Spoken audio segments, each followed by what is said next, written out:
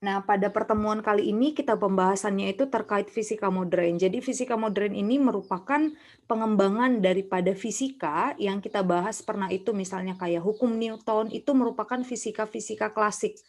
Jadi ini pengembangan daripada fisika yang awalnya itu sebentar, yang awalnya itu sebenarnya adanya itu fisika klasik ya. Jadi yang kita bahas di fisika modern, yang kita bahas di hukum Newton itu merupakan bagian-bagian daripada fisika klasik. Nah, di fisika klasik itu kita kan udah bahas terkait gelombang elektromagnetik kemarin itu, di mana gelombang elektromagnetik itu dapat disebut sebagai gelombang dan dapat disebut sebagai cahaya, gitu ya. Nah, dia dapat disebut sebagai gelombang ketika dia dapat digunakan, contohnya itu ada interferensi ataupun difraksi. Nah, gelombang elektromagnetik itu dapat atau cahaya itu dapat disebut sebagai partikel. Nah, sebagai partikel nanti itu banyak kita bahas dalam fisika modern kali ini. Di mana yang awalnya ilmuwan fisika klasik itu memandang bahwa partikel dan gelombang itu merupakan dua hal yang berbeda. Dan itu tidak akan mungkin memiliki suatu kuantitas atau sifat yang sama. Namun kenyataannya cahaya ataupun gelombang elektromagnetik itu memiliki sifat kedua ini. Jadi dapat bersifat sebagai partikel dan dapat bersifat sebagai gelombang. Nah, hal inilah yang menimbulkan perdebatan gitu ya. Jadi Newton itu menyatakan bahwa cahaya itu adalah partikel. Sementara Huygens itu menyatakan bahwa cahaya itu adalah gelombang elektromagnetik. Jadi Newton berkata cahaya itu partikel, sementara Huygens itu berkata cahaya itu adalah gelombang gitu. Jadi ini perdebatan yang muncul pada saat itu yang mereka timbulkan dari teori ataupun eksperimen yang sudah mereka lakukan gitu ya. Nah, oh wait, bentar ya. Kayaknya saya sulit deh di sini. Saya pindah share screen yang satu lagi ya.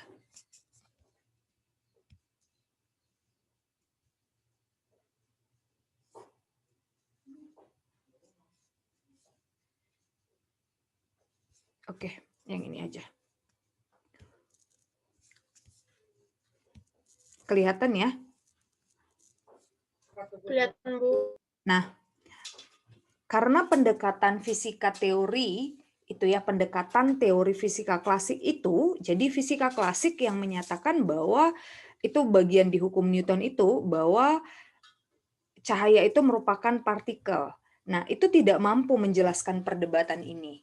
Nah, adalah timbul ilmuwan-ilmuwan baru, jadi ada timbul lagi orang-orang baru yang mengusulkan teori-teori baru lagi yang disebut dengan fisika kuantum. Jadi ini fisika kuantum ini bisa menjelaskan terkait persamaan-persamaan gelombang yang terjadi, persamaan-persamaan bentuk partikel yang terjadi yang banyak disebut sebagai persamaan Schrödinger. Nah, black hole dan segala macamnya itu banyak dipelajari di fisika kuantum.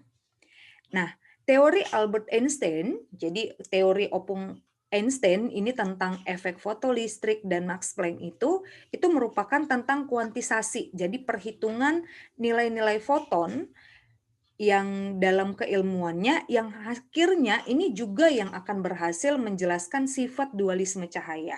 Jadi sifat dualisme cahaya itu adalah ketika di mana cahaya itu bersifat sebagai gelombang dan cahaya itu bersifat sebagai partikel. Nah, inilah awal mulanya. Jadi karena ada pengaruh daripada Bapak Albert Einstein juga, inilah pengaruh awal mulanya munculnya fisika kuantum. Dan ini menjadi bagian dasar pengetahuan fisika dalam skala atom ataupun skala subatom. Nah, teori fisika pada masa awal ini inilah yang disebut dengan fisika modern. Jadi tanpa adanya fisika kuantum itu kita tidak akan mungkin untuk bisa memastikan alat-alat elektronik sekarang ini. Jadi sistem-sistem elektronik yang banyak kamu gunakan, misalnya ini kita sekarang melakukan pertemuan tatap maya gitu ya. Mengapa kita bisa melakukan pertemuan tatap maya? Karena ada pengaruh daripada gelombang elektromagnetik yang memberikan radarnya gitu ya. Nah, gelombang elektromagnetik inilah yang banyak kita gunakan sekarang, baik itu di HP, komputer yang kita gunakan dalam pembelajaran daring sekarang ini. Nah, tanpa adanya fisika kuantum dan juga pengembangan daripada fisika modern ini, akan sangat sulit untuk kita memang mengetahui aplikasi daripada cahaya itu apa lagi, gitu ya. Nah, ini merupakan buah daripada pengembangan teori yang mereka kembangkan, yang Albert Einstein kembangkan, yang Schrödinger kembangkan gitu ya, terkait daripada aplikasi fisika kuantum dan juga fisika modern ini. Nah, topik kali ini kita akan membahas terkait bagaimana pandangan fisika klasik tentang partikel dan gelombang. Jadi ini sesuatu hal yang berbeda. Cahaya disebut sebagai partikel dan cahaya disebut sebagai gelombang. Dan bagaimana pandangan fisika klasik. Yang kita bahas ini kemudian dilanjutkan dengan bagaimana pandangan fisika modern. Jadi kita bahas satu-satu dulu. Bagaimana pandangan fisika klasik terkait daripada dualisme gitu ya, dualisme cahaya. Dan bagaimana fisika modern memandangnya sehingga mengusulkan adanya sifat dualisme cahaya tersebut. Nah, pada era fisika klasik, partikel dan gelombang itu, partikel-partikel itu ada elektron, proton, dan neutron gitu ya. Jadi dalam sebuah atom pada sebuah atom di inti atom ada proton dan neutron gitu. Nah, di lintasan-lintasannya ada yang disebut dengan elektron. Dan inilah yang dipandang sebagai partikel.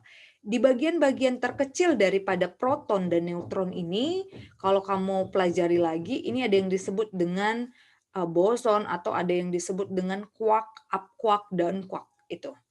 Nah, yang umum-umumnya kita ketahui itu hanya 3, elektron, proton, dan neutron. Dan ini yang dipandang sebagai partikel.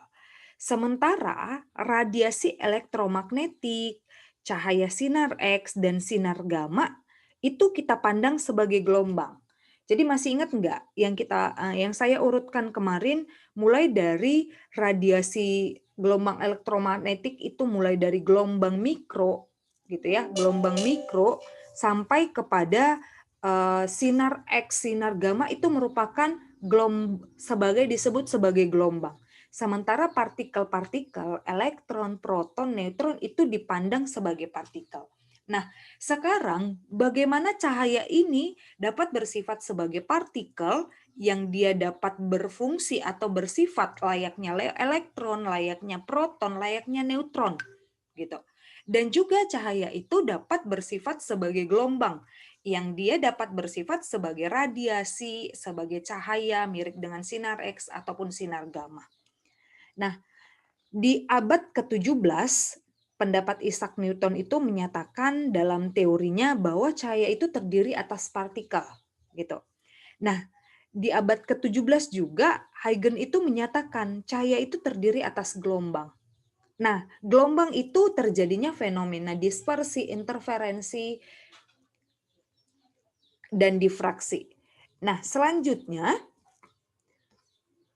eksperimen yang penunjang daripada gelombang. Jadi Huygens itu yang menyatakan bahwa cahaya itu adalah gelombang. Sementara Isaac Newton itu menyatakan cahaya itu partikel. Jadi terjadi perdebatan antara Huygens dengan Newton pada saat itu.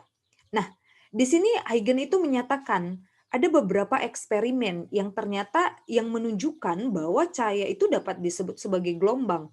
Nah, inilah eksperimen-eksperimen yang dilakukan oleh Huygens. Jadi dia melakukan interferensi gelombang gitu ya. Itu percobaan celah ganda yang menunjukkan difraksi dan interferensi. Nah, dari hal ini dinyatakan bahwa cahaya itu gelombang. Kemudian persamaan gelombang Maxwell. Ini juga menyatakan bahwa cahaya itu gelombang. Nah, percobaan Hertz ini juga membuktikan bahwa cahaya itu adalah gelombang. Gitu. Nah, dalam hal ini gelombang itu berlaku sistem prinsip superposisi. Jadi di mana prinsip superposisi itu merupakan amplitudo sesaat pada suatu titik tertentu itu merupakan hasil penjumlahan masing-masing kuantitas gelombang pada saat itu. Terjadi prinsip superposisi yang maksudnya terjadi penjumlahan masing-masing kuantitas gelombang pada saat itu. Nah, sementara pandangan fisika klasik tentang partikel gelombang itu menyatakan bahwa ini tadi pandangan fisika klasik itu ada Newton dan juga ada Huygens. Nah, tadi itu Huygens sudah menyatakan bahwa eksperimen-eksperimen pendukung untuk cahaya sebagai gelombang itu yang ini.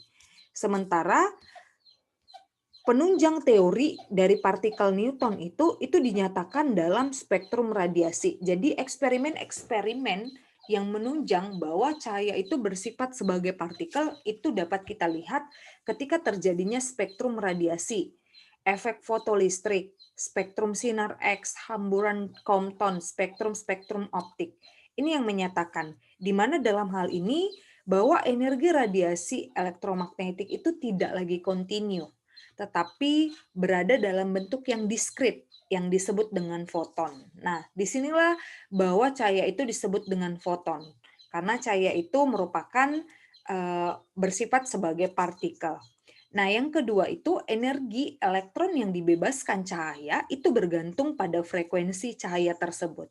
Jadi, energinya itu kan ada H, gitu ya, konstanta Planck dikali dengan F.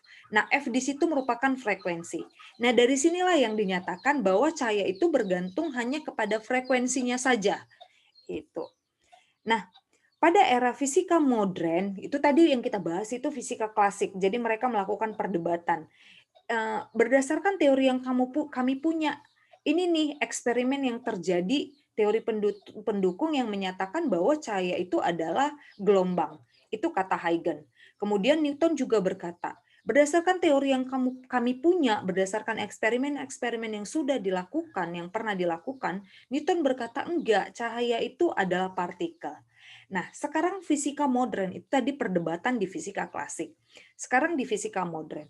Pada fisika modern, yang pertama kita bahas itu ada foton dan juga gelombang materi. Jadi, foton dan gelombang materi inilah nanti yang menyatakan bahwa cahaya itu merupakan partikel yang dapat bersifat sebagai foton dan dapat juga nanti bersifat sebagai gelombang. Nah, foton dan gelombang materi ini dalam fisika kuantum ini digunakan untuk mempelajari dunia mikroskopik. Jadi dunia dalam subatomik yang lebih kecil ya. Mikroskopik berarti bukan dalam ruang lingkup makroskopik. Jadi dia pembahasannya dalam ruang lingkup yang lebih kecil. Nah, banyak besaran fisika yang ditemukan dalam jumlah kecil. Nah, jumlah kecil ini kita sebut nanti dengan elemen. Nah, jumlah-jumlah inilah disebut sebagai kuantisasi partikel elementer. Ketika elemen-elemen dijumlahkan kelipatannya disebut sebagai kuantisasi partikel elementer. Sementara jumlah partikel elementer yang terkait dengan kuantitas itu disebut dengan kuantum atau kuanta dalam jumlah banyak. Nah, contoh analoginya itu seperti ini. Di Indonesia itu satuan terkecil uang itu adalah rupiah ya. Kita ibaratkan 1 rupiah, tapi sekarang ini sudah sangat jarang kita untuk menemukan 1 rupiah. Nah, bisa kita analogikan bahwa 1 rupiah itu adalah kuantum pada mata uang rupiah. Nah, ini yang menjadi keanehannya, bahwa radiasi elektromagnetik itu atau cahaya itu diukur dengan satuan kuanta yang disebut dengan foton. Jadi berarti cahaya dibagi menjadi bilangan bulat dari paket dasar foton. Jadi cahaya itu dibagi berdasarkan bilangan bulat dari paket-paket dasar atau yang kita sebut dengan foton. Nah, ini tadi yang saya sebut. Jadi pada cahaya itu, energinya itu akan dinyatakan atau dikuantisasi dengan E sama dengan H dikali F. Nah, bahwa energi ini akan bergantung terhadap frekuensi. Ini ketika cahaya disebut sebagai partikel. Sementara di persamaan lain, ternyata cahaya itu, F itu sama dengan C per lambda. dengan C ini adalah kecepatan cahaya. Jadi dari sini sebenarnya kita bisa lihat bahwa dari persamaan ini sudah menyatakan bahwa cahaya itu dapat bersifat sebagai partikel dan cahaya itu dapat bersifat sebagai gelombang. Ketika di sini dia disebut sebagai partikel atau foton. Nah, ketika kita sudah menggunakan persamaan ini kan ada panjang gelombang ya. Tentu cahaya itu juga dapat bersifat sebagai gelombang. Nah, cahaya dapat bersifat sebagai partikel itu terjadi pada efek fotolistrik. Nah, kalau kamu ingat, masih ingat nggak sistem daripada solar panel?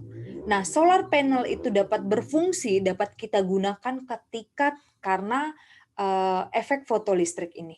Jadi, pada solar panel itu, di sini, ini bagian terkecil pada solar panel ya misalnya. Pada solar panel itu, ada yang disebut material-material tertentu yang dapat melakukan eksitasi. Gitu ya. Nah, ketika cahaya gelombang pendek meradiasi permukaan logam, jadi logam itu kita sebut sebagai solar panel. Ini contohnya. Nah, ketika cahaya gelombang elektromagnetik itu menyinari logam, maka elektron pada logam tersebut akan keluar dan terjadi eksitasi. Ketika elektron tersebut keluar, itu disebut dengan fotoelektron. Nah, fotoelektron ini karena terjadinya eksitasi terhadap elektron itu, maka ini akan menyebabkan atau menimbulkan atau menghasilkan arus listrik. Jadi, bagaimana kita menghasilkan sebuah arus listrik ketika terjadinya eksitasi pada elektron tersebut dari permukaan logam. Jadi, ketika elektron melakukan eksitasi atau keluar dari jalur yang sebenarnya, gitu, maka akan terjadi arus listrik. Itulah yang disebut dengan efek fotolistrik. Nah, ini efek fotolistrik ini akan berhenti atau akan tidak menghasilkan tegangan lagi atau disebut dengan stop voltage itu ketika berada dalam keadaan yang demikian. Jadi energi kinetik itu lebih besar dari fotoelektronnya. Dan itu bernilai dengan persamaan yang seperti ini. Di mana Qmax atau energi kinetik maksimum itu tidak akan bergantung terhadap intensitas cahaya, tapi tergantung terhadap beda potensialnya. Nah, efek fotolistrik itu ini bisa kita lihat. Jadi dari hal ini pada cahaya tampak, gitu ya. Pada cahaya tampak ini sementara ultraviolet. Nah, jadi dari sini kamu bisa melihat bahwa potensial stopping atau energi potensial stopnya itu lebih tinggi pada ultraviolet gitu ya dibanding dengan pada visible light atau cahaya tampak. Nah, kalau potensial stopnya itu lebih rendah pada visible light, berarti kamu bisa lihat di sini potensial stopnya itu lebih rendah, berarti energi kinetik maksimumnya juga lebih rendah. Jadi dari sini kita bisa simpulkan bahwa energi kinetik untuk ultraviolet itu jauh lebih tinggi. Melihat grafik yang ada di sini. Nah, untuk menghitung daripada persamaan efek fotolistrik itu dirangkum dengan persamaan yang seperti ini. Jadi HF ini merupakan energi foton tersebut, Kmax ini merupakan energi maksimumnya.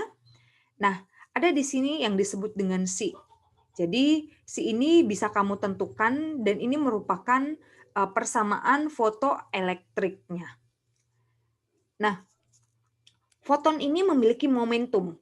Nah, ketika terjadi, karena foton itu merupakan partikel-partikel, ketika terjadi tumbukan satu dengan lain antara partikelnya, maka akan menghasilkan momentum. Misalnya nih, dalam sebuah ruangan kelas, kamu bisa bergerak dengan berbagai cara gitu ya. Kamu bisa bergerak kemana saja gitu dalam sebuah ruangan kelas tersebut.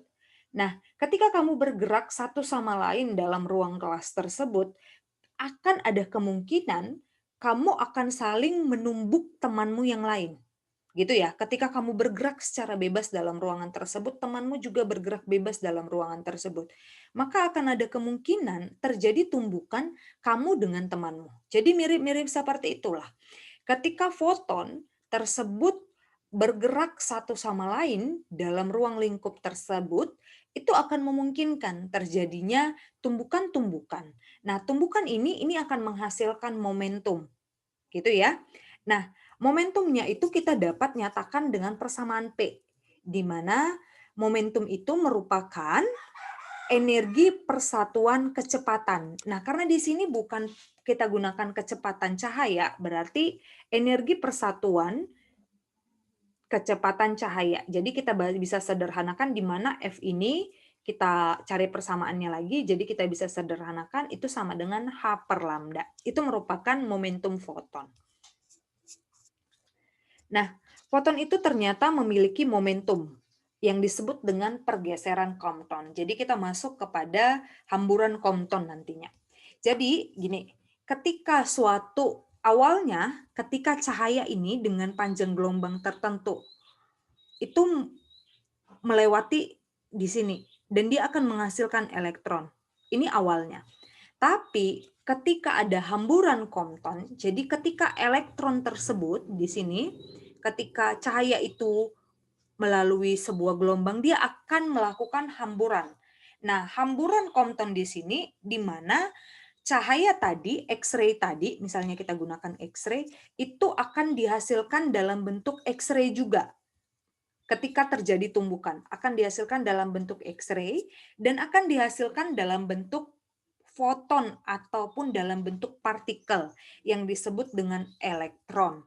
Nah, jadi X-ray ini sudut antara gelombangnya ini kita sebut dengan psi, sementara sudut hamburan daripada elektron itu kita sebut dengan theta. Nah, ini bisa kita cari atau kita tentukan dengan persamaan yang seperti ini. Nah, untuk mencari pergeseran, jadi ada terjadi pergeseran panjang gelombang, itu yang disebut dengan pergeseran yang terjadi ini sejauh psi, gitu ya. Nah, untuk menentukan pergeseran panjang gelombang itu kita bisa tentukan dengan persamaan yang seperti ini. Jadi ketika awalnya lambda yang kita berikan itu misalnya di sini X-ray-nya kita sebut dengan lambda.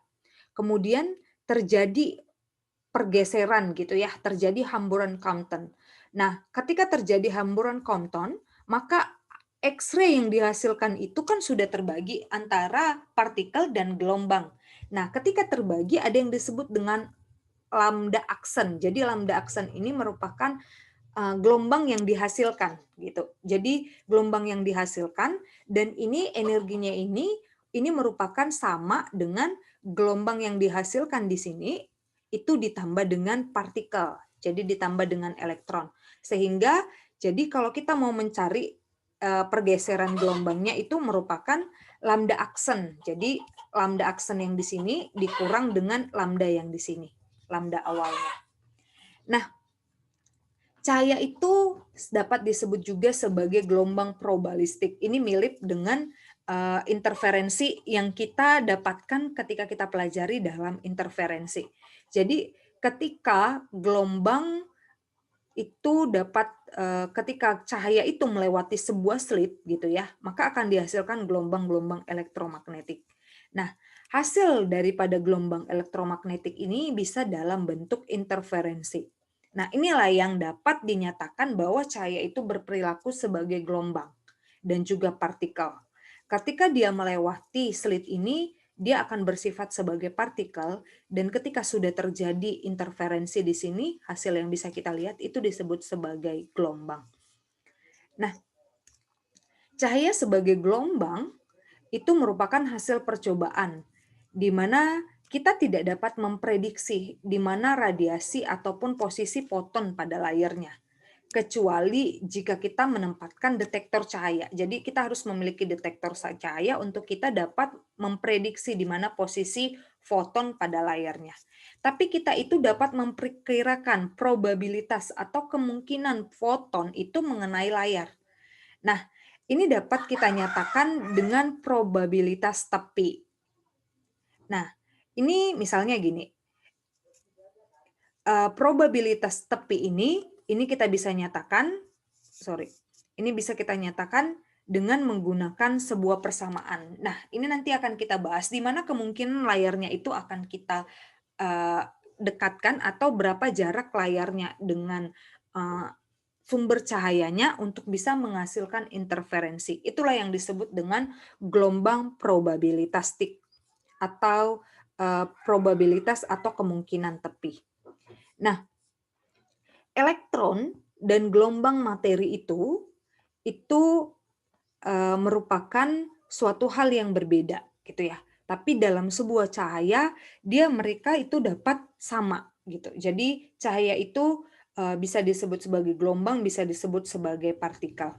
Nah, pertanyaannya, jika gelombang elektromagnetik itu merupakan cahaya dapat berperilaku sebagai partikel, apakah sebaliknya partikel itu dapat berperilaku sebagai gelombang?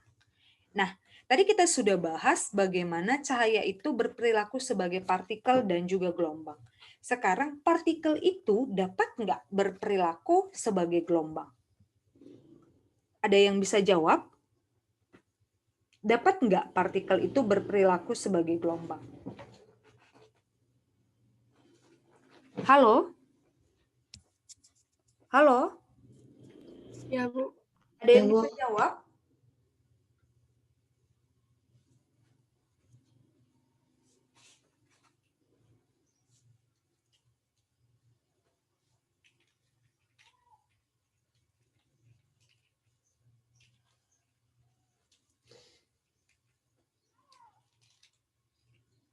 Ada? Ada yang bisa jawab?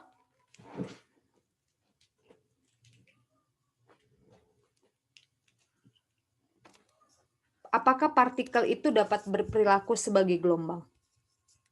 Nah, jadi partikel ini juga dapat berperilaku sebagai gelombang yang ini disebut dengan nanti ada panjang gelombang de Broglie-nya. Jadi ada panjang gelombang Broglie, ini yang disebut nanti di mana partikel itu dapat berlaku sebagai gelombang. Oke, nah saya ada tambahkan ke kamu gitu ya, ada tambahan slide-nya, ada tambahan slide baru yang saya tambahkan, sebentar saya share screen ya.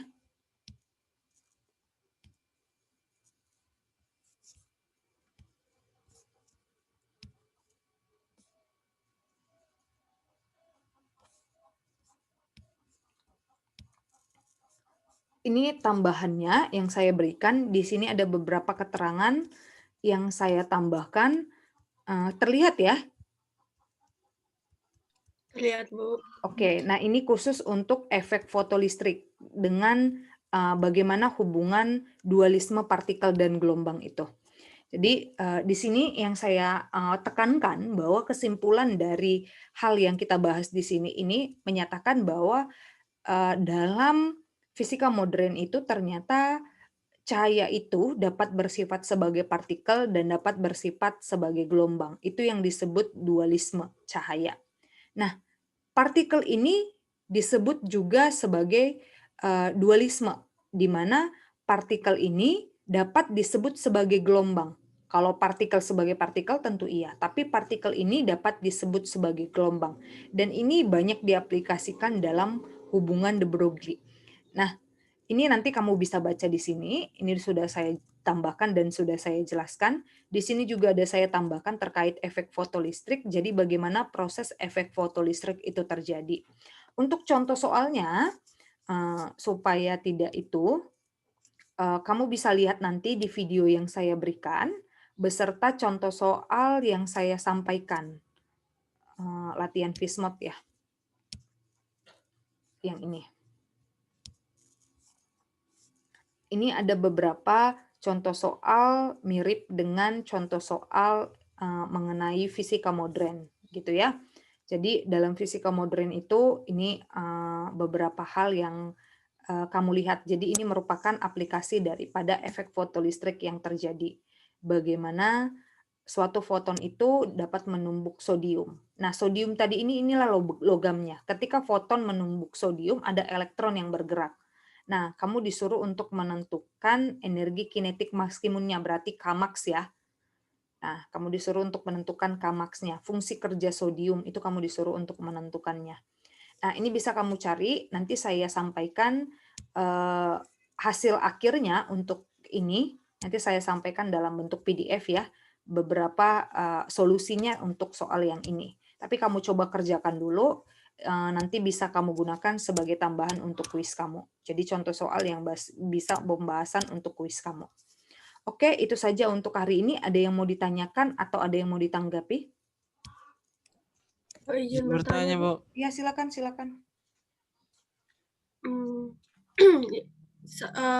izin bertanya tentang yang soal latihan fisika modern yang di video, Bu. Yang di video yang mana nih? Oh, ada juga di yang latihan soal itu, Bu. Soal yang nomor 4. Ya, terus yang mana? Oh, itu kan di situ dibilang, Bu, agar terjadi efek fotolistrik itu panjang gelombangnya harus 540 nanometer. Nah, di video juga Ibu bilang kalau lebih besar, kalau panjang gelombangnya itu lebih besar dari 540 nanometer, itu nggak akan terjadi efek fotolistrik karena energinya akan semakin kecil. Nah, gimana Bu kalau panjang gelombangnya itu lebih kecil dari 540, contohnya 400 nanometer. Itu kan energinya itu udah semakin besar, Bu. Nah, Apakah kalau coba lihat, terjadi? kalau energinya iya. semakin besar gitu kan, berarti energi yang digunakan untuk menumbuk sodiumnya lebih besar atau tidak?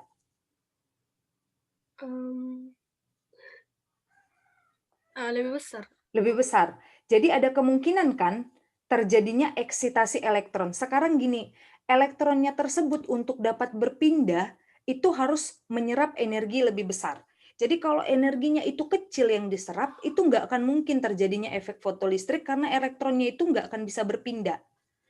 Misalnya gini, saya untuk memindahkan kamu dari suatu tempat duduk A ke tempat duduk B, tentu saya harus membutuhkan energi besar untuk memindahkan kamu. Kalau energi saya kurang, saya bisa nggak memindahkan kamu? Enggak bisa, Bu. Nggak bisa, gitu. Jadi itu membutuhkan energi yang lebih besar. Nah, untuk 500 itu tidak akan terjadi efek fotolistrik karena energinya itu cukup kurang. Itu kan yang saya sampaikan? Di atas 540, Bu. Oh, di atas 540. Karena panjang gelombang itu kan berbanding terbalik dengan energi ya. Iya, Bu. Jadi harus lebih kecil dari 540 lagi panjang gelombangnya supaya menghasilkan energi yang lebih besar lagi. Nah, energi yang lebih besar itu maka akan terjadi efek fotolistrik. Oh, baik, Bu. Terima kasih. Oh, Sip. kupikir kalau harus pas dia 540, Bu. Dia harus sama dengan atau lebih besar. Oh, lebih kecil, Bu. Harus lebih kecil. Oh Harus iya, lebih maksud kecil saya lah, Bu. lebih kecil. Energinya yang maksud saya lebih besar. Kalau berdasarkan panjang gelombangnya dia harus lebih kecil. Iya. Baik, Bu. Terima kasih, Bu. Oke.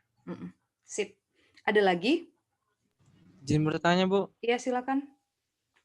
Tadi Bu bilang kan partikel bisa nggak berperilaku jadi gelombang? Bisa. Jadi pertanyaan saya, Bu, apakah gelombang bisa berperilaku sebagai partikel? Gelombang berperilaku sebagai partikel. Cahaya itu masuk gelombang nggak? Gelombang, Bu. Gelombang. Dia bisa berperilaku sebagai partikel tidak?